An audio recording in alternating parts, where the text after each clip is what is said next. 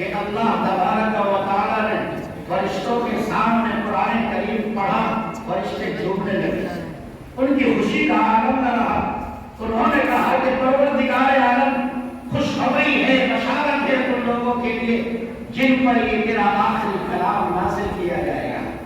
دوسری بات کہی، بڑے نصیبے والے اور خوش قسمت ہیں وہ لوگ جو قرآن کریم کو اپنے سینوں میں محفوظ کریں گے۔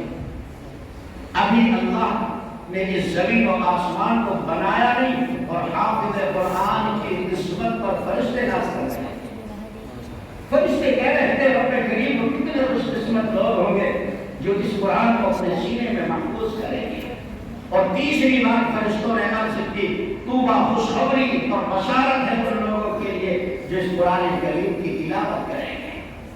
قرآن کریم پڑھنے والوں کے لیے زمین و آسمان کے پیدا کرنے سے پہلے فرشتے خوشخبریاں سنا رہے ہیں، ان کی قسمت پر فرشتے ناز کر